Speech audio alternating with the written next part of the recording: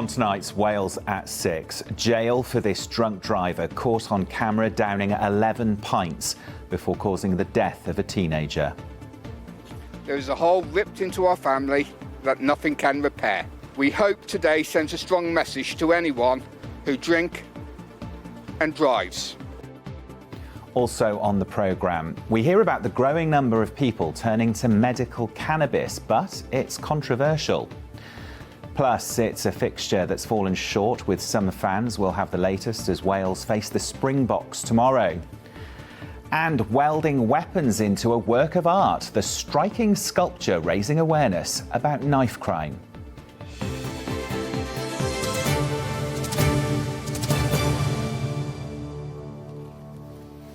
Hello, good evening. A drunk driver who'd had more than 11 pints of cider has been jailed for 7 years after killing a young motorcyclist and seriously injuring another. Danny Francis from Welshpool began drinking at 4 that afternoon, driving from pub to pub for cider and shots. He crashed into Ben Worrell, who died, and Nathan Fountain, who had to have his leg amputated.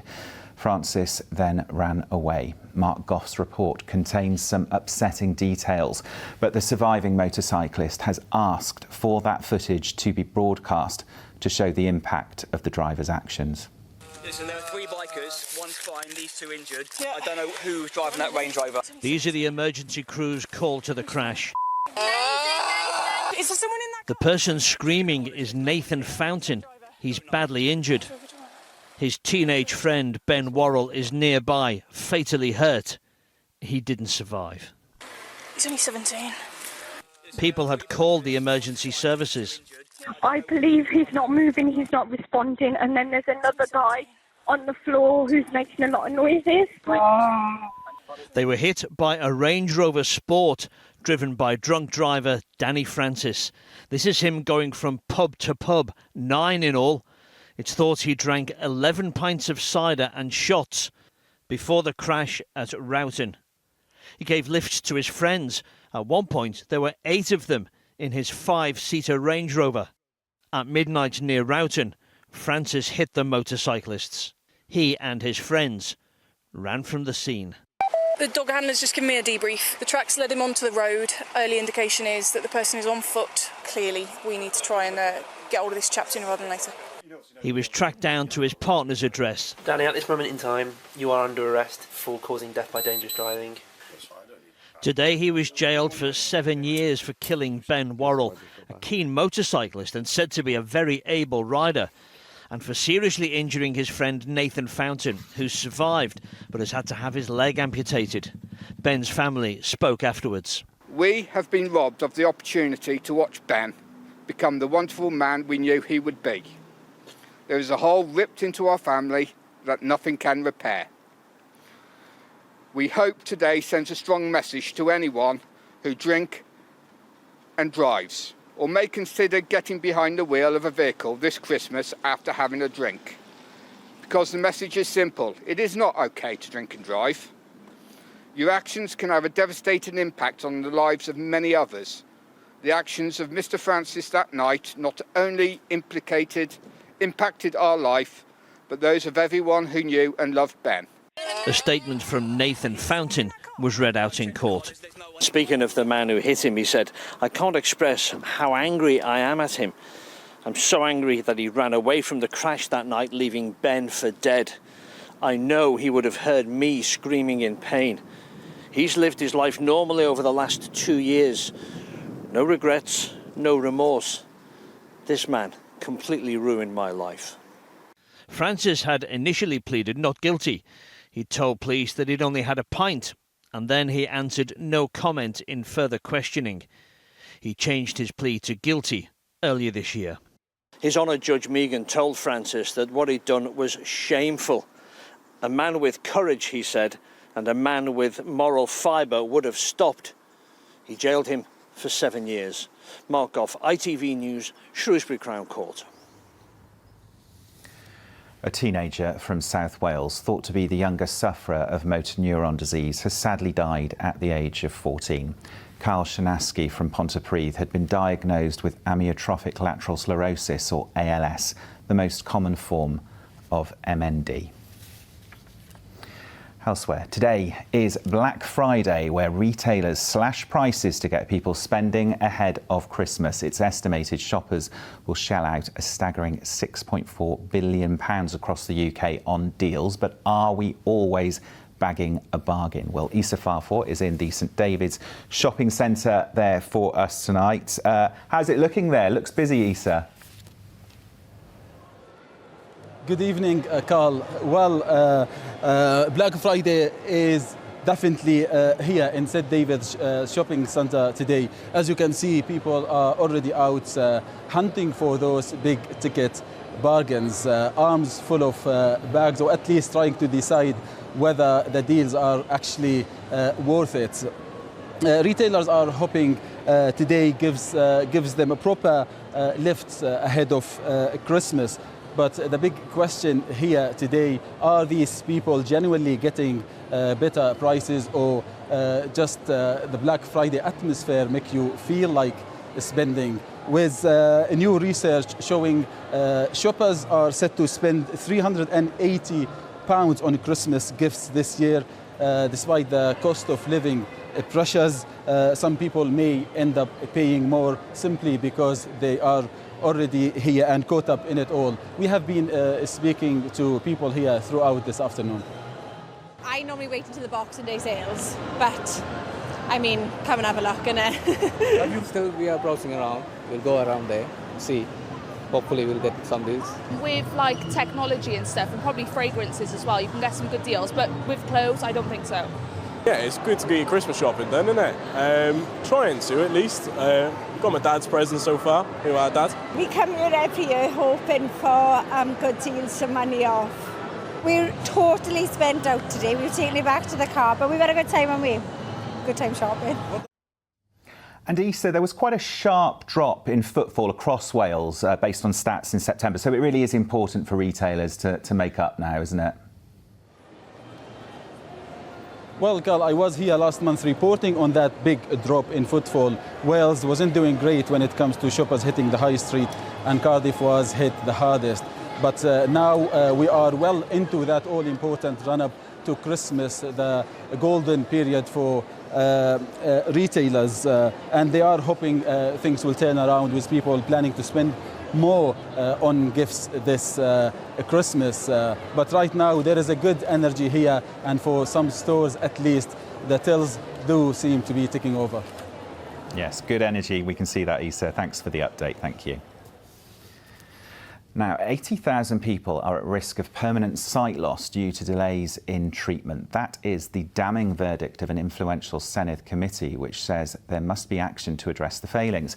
It comes as 1 in every 8 patients on an NHS waiting list is in this treatment area, and demand for eye care is projected to increase to 40% over the next 20 years. But behind the statistics are people, all struggling with their eyesight. And our West Wales reporter Lewis Rhys-Jones has been to meet one of them. Working something up in his woods turning workshop, Stuart's passion projects always require a keen eye for detail. But he fears the ongoing challenges living with age-related macular degeneration on both his eyes could force him to give up his hobbies and driving. I've been retired almost 20 years, I suppose. And that's when you're in that period, you feel, hey, I still can do things. But if I get to the point when I lose my sight, well, that's going to restrict me. And that's going to restrict quite a lot of social interaction. When first diagnosed with AMD, Stuart would receive an injection around every 10 weeks. But he says over the last few years, the regularity of his treatment has become erratic, even opting to go private when he later needed cataract surgery.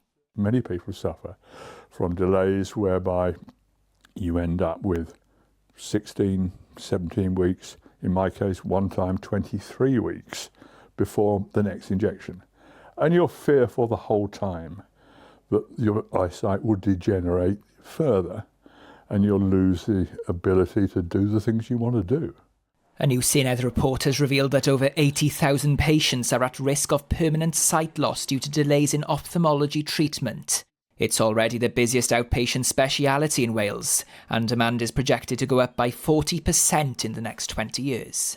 Nobody should be losing their sight in this day and age if there is treatment available, and there is treatment available to help it. But when the system and waiting lists and lack of investment in certain areas are causing it, it's wrong, and we need to shine a light on the issues that's facing so many people who are waiting for such important services. The Welsh Government have welcomed the report's findings and are considering its recommendations. Meanwhile, the Royal National Institute of Blind People in Wales are calling on them to act at pace by giving ophthalmology services in Wales the vital investment they need to put this strategy into practice. But until the situation changes, patients like Stuart will continue to live in fear of losing their sight. Lewis Rhys-Jones, ITV News. Still to come tonight. Ruth's out and about. Ruth, where are you and what can you bring us weather-wise this weekend? Probably don't ask, Carl, actually. Welcome to Wrexham City Centre, where the Christmas market is in full flow. Christmas is very much in the air, which is just as well, because I'm sorry to say the weather for this coming weekend is, well, frankly, anything but festive. I'll see you in a few minutes. And the striking sculpture shining a light on the impact of knife crime.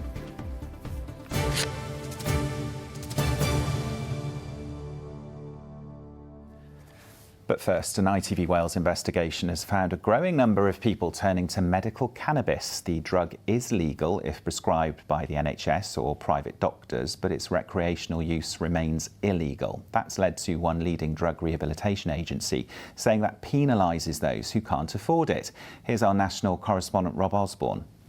Behind the front door of this unassuming shop, something extraordinary is happening. What do these do? So you put your weed in these, you turn them on, it heats up your weed to certain temperatures and enjoy your smoke. This isn't Amsterdam, this is Newport, and they're all smoking cannabis completely legally. And what's this? Room full of bongs and equipment for people to use, pick up, all different shapes and sizes. So it would be a common sight to see somebody in here smoking cannabis? Yeah, using a bong, yeah. Wow, okay. Everyone here has a medical cannabis prescription. These are issued by specialist private doctors and are paid for by the patient. They're issued for more than 50 different conditions, from arthritis to anxiety. And the cannabis can be taken as an oil, in a capsule, or vaporised. What I can't get my head round, right, is if I didn't have a prescription and I was walking on the street with this, I'd get arrested. Yeah. That bit of paper that says your prescription makes all the difference. Very daft, yeah. It's crazy. Do you sell the cannabis? No. I just show it off, show what's available, raise awareness. The legal cannabis users here say it's helped them. So this is my medical cannabis inside a medical vaporizer as well. And Chantel, what's that? Well, I've got my medical cannabis, but it's inside a different kind of vaporizer attached to a bong, yeah. I wasn't able to get the correct medication I need for certain conditions I have, so I've tried so many different ones, but whilst I'm waiting for a diagnosis, I had to find something else to use, and I feel like I found something that just helps me massively. A recent survey found 65% of people say they'd be happy to use it, but at the moment, aside from a very small number of NHS patients, only those who can afford a prescription are able to access it. Some drug rehabilitation organisations say it's not fair. I feel a little bit uneasy that a certain cohort of society who have the financial means to be able to go down that route, that's really good. But what about the people that don't have the means to go and get a private prescription? So they are still going to be criminalised. So in a way, it's a little bit of a war on the poor. More people are getting a medical cannabis prescription, but the law on recreational use has not changed. Ministers insist it won't, but the growing question is whether this amounts to legalisation by the back door. Rob Osborne, ITV News. And Rob's here now with me in the studio. Rob, this is a really hot topic, a controversial one too. What has the reaction been to the work that you've done on this? I'll tell you what my reaction was, which was, I think, shock. Because I think we all are aware that medical cannabis was made legal a few years ago. What has taken me aback is by how popular it has become. It's estimated up to about 60,000 people across the UK are now using cannabis legally with a medical prescription. Most of those people are probably getting it from a private supplier, and that is why you're hearing that question there about whether this is a war on the poor. In the sense that if you can't afford it, are you buying cannabis from a dealer and going down the legal route? So in this country now we have this two-track approach of you're not allowed to use it legally, recreationally, but you can legally use it for medicinal purposes. So it's a fascinating area. And so the question is, if you were a member of the public and you could smell cannabis, would you know whether that was legal or illegal? And it's also a question that the police themselves would have to answer. And so I asked that to the Police and Crime Commissioner at Dyfed Powys. I've had people making representation to me as the Commissioner here in Dyfed Powys that they don't feel perhaps even the police officers are fully aware of what the legalities are of things such as the prescription of and the use of cannabis for medicinal purposes. So that is something that I think that we just need to raise awareness, maybe have this type of dialogue and discourse on the media and have a conversation about it. So maybe police themselves are confused by the law. What we do know is that the government, don't forget this is an issue that is the responsibility of the UK government, they say they are not going to change the law when it comes to the recreational use of cannabis. But I suppose the bigger question is, are we legalising it through the back door, through this medical use? That is a question that we will be posing tonight. Please say Wales This Week. We'll be back, well, less than an hour, Carl, here 7 o'clock on ITV Wales, when I'll be asking, is it time to free the weed? We'll be watching. Rob, thank you very much. There is also more analysis on that story in our weekly Substack newsletter. It lands in your inbox every Saturday morning and includes the very best of our journalism. Here's John with all the details about how you can sign up. Just scan the QR code on your screen now, where you can sign up on Substack. You only have to do it once, and after that we'll automatically email you our weekly newsletter, where you can get more analysis and insight from our reporters on the biggest stories around Wales. It's completely free to sign up, and you can read it on your phone and tablet too. Just scan the QR code to sign up, or if you're already on Substack, just search ITV Wales.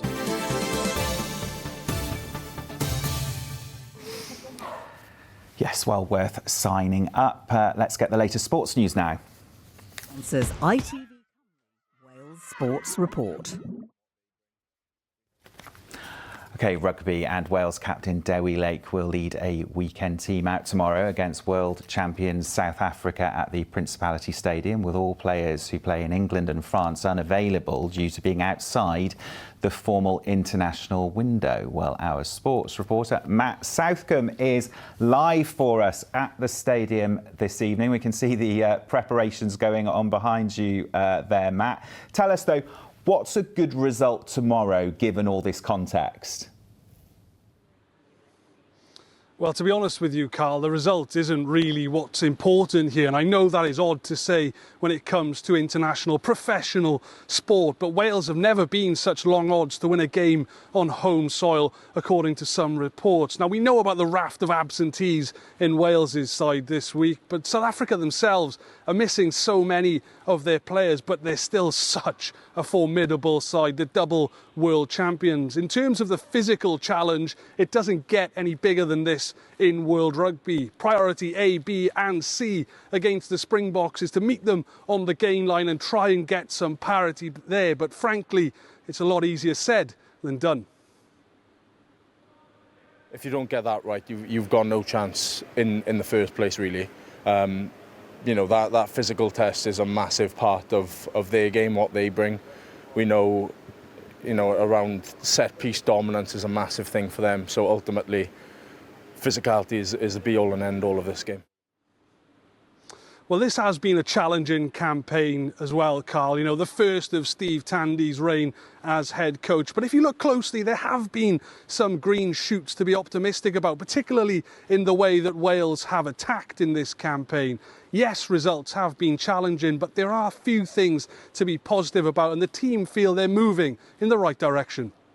I think ultimately, as a fan of the minute, you can see the development in this group. You can see hopefully what we've been working on week to week shining through when we get to the weekend. I know results haven't gone the way we want in this autumn campaign, but ultimately I think we have massively progressed.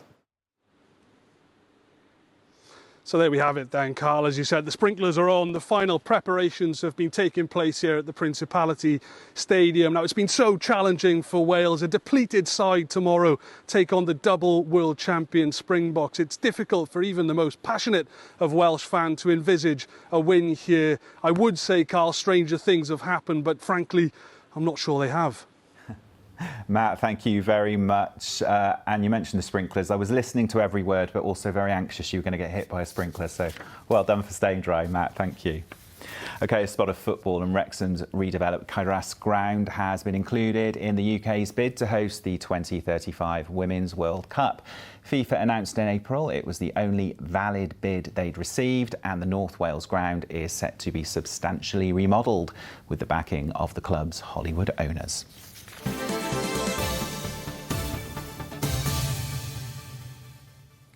OK, let's get a reminder of tonight's top story. A drunk driver who'd had more than 11 pints of cider has been jailed for 7 years after killing a young motorcyclist and seriously injuring another. Danny Francis from Welshport crashed into Ben Worrell, who died, and Nathan Fountain, who had to have his leg amputated. And still ahead in the ITV Evening News. Coming up on the programme, mass screening for prostate cancer has not been recommended for use on the NHS, but some men will be screened. We'll have the details and the reaction. Jailed for life, the man who murdered a pensioner before robbing him of his shopping, a box of cornflakes and a cottage pie. Rachel Reeves is accused of misleading the country before the budget, and the campaign to save the spot where Auld Lang Syne was written. Join me for those stories and more at 6:30. But before all that, walk into Coleg Cambria's Wrexham campus and one thing will grab your attention: a massive dragon shaped and welded out of knives, blades and machetes. Some seized by police, some handed in during knife amnesties. It's turned objects that can often be shocking or scary and turning them into something quite stunning as a sculpture. Rob Shelley has been there for the unveiling. It doesn't just catch the light, it seems to capture it, especially on one of those bright blue days when planes carve vapour trails through the skies. This is Knife Dragon, the almost obsession of one man, the work of years, a sculpture welded together with 4,000 blades. Beautiful and horrible. Absolutely, I mean, I love it, but at the same time, I've cried, I've cut myself. Like, working with knives is dangerous, like, it hurts. But it looks really cool when it's done. You've seen the minutes, the hours. This has been years in the making. Absolute relief, because it's like when I love taking on a project at the beginning, you get really excited. It's like, yeah, I'm going to do this, it's going to be crazy. And then when you realise the severity of it and the time it takes, you're like, wow, I've bitten off more than I can chew here. But now it's finished, it's just a lovely, lovely feeling. Some of the very sharp things welded together here were seized by police. Others handed in during knife amnesties. Any police officer will tell you, you never forget the first time you're faced by someone with a knife. Are you surprised by how many knives actually get handed in during a knife amnesty? It's fantastic, I think, the fact that, yes, we can say that's a lot of knives that could have been out there, but the fact that, people are choosing to hand them in. Let's face it, if this makes just one person think, this very big dragon's done its job, hasn't it? Absolutely. Something that's going to be here, it's here for a long time and it can't be missed. Below the dragon and its incredibly sharp wings, a sort of river of blades, samurai swords, things pretty close to being cutlasses. What's remarkable isn't just where they've put this, but the way it catches the light, so it almost forces you to stop down and really look at it as the sun finds each individual blade. Taking that sort of horrible looking offensive weapon and, like you say, turning it into something that, you know, it's got meaning. In the most remorselessly positive way, it's actually turned students who are learning welding here at Colin Cambry in Wrexham into first-time sculptors. I welded the boy, I shaped it a little bit. This will last a bit. Oh yes, like seeing them, they look cool and all, but like, it's crazy to think about, they could have been used on someone or by someone. It does catch the light. Hopefully it also captures people's thoughts. 4,000 knives, each with a human story behind them. Rob Shelley, ITV News, Wrexham. OK, it's weather time now, and Ruth has headed north for us this evening. There she is. Ruth, tell us where you are, what you're up to. Well, of course, Mr. Shelley was in Wrexham. I am in Wrexham city centre this evening, and I don't know about you, but nothing says Christmas quite like about a 12-foot tall still walker, and I can assure you risk assessments have been filled in for all of this one, and he's promised that he's not going to drop anything here, are you? No, definitely not. And if a 12-foot tall still walker doesn't say Christmas, perhaps the big man himself will say Christmas. Merry Christmas. 4 weeks, you said, we've got to make sure that we're on the good list and not the naughty list. Blimey, I tell you what, it's going so quickly, isn't it? The weather is not exactly festive at the moment. I know I've been asked so many times this evening, what are the odds on Wales having a white Christmas? Still a little bit too early to tell on that one, because it doesn't take much to make a difference between rain and snow. But a white Christmas is only one snowflake dropping on the 25th of December. So it's all to play for. However, there may be a little bit of snow a little bit sooner and a little bit closer to home. So let's take a look at the forecast in a little more detail. Midday Mayan temples, followed by sunny afternoons on the sand. TUI sponsors ITV Cymru Wales weather.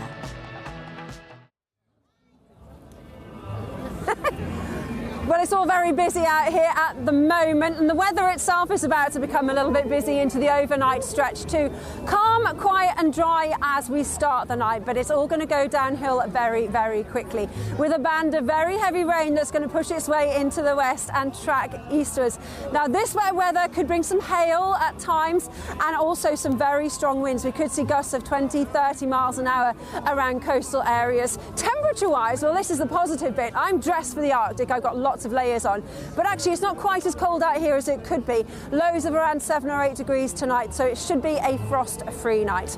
Now then, we start tomorrow morning with weather warnings. I'm sorry to say this, but the south of Wales in particular is covered by a warning for very heavy rain, and you can see exactly why. This swirling band of rain that will work its way across Wales and across the north. That wet weather could fall as something of a wintry mix, so snow possible over Eryri, possibly down across the Banau Brycheiniog as well. But I think the biggest problem is just going to be the sheer amount of wet weather, and over the south in particular we could see up to 80 millimetres of rain falling, and again the winds will be strong. Not surprisingly, the temperatures tomorrow are a little bit fresher than they have been today. Yesterday in Wales we were 16 degrees, not as warm today, and certainly fresher tomorrow. Now then, if you're heading out and about tomorrow evening, if you're coming to the Victorian Christmas Market in Wrexham or any other Christmas market, it will be a dry start to the night. That's a good thing, but into tomorrow night it will change. And as we head towards the early hours of Sunday morning, there's more wet weather waiting in the wings. Now the good news is that rain will clear through quite quickly. So if you are making plans to come Christmas shopping or just heading out and about into the coming weekend, Sunday is certainly shaping up to be the better day. Dry and bright with some lovely spells of sunshine, but a little early warning, it goes downhill very quickly, turning very wet and very windy into Monday. TUI sponsors ITV Cymru Wales weather.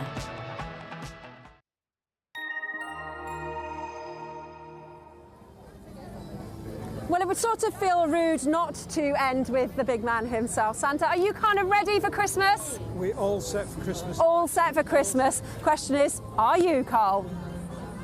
Yeah, we'll end with me. I'm the big man too. Ruth, thank you very much. That looked exciting. Richard Morgan is back with your late update. But from all of us on Wales at 6, thanks for watching. Enjoy your weekend. Bye-bye.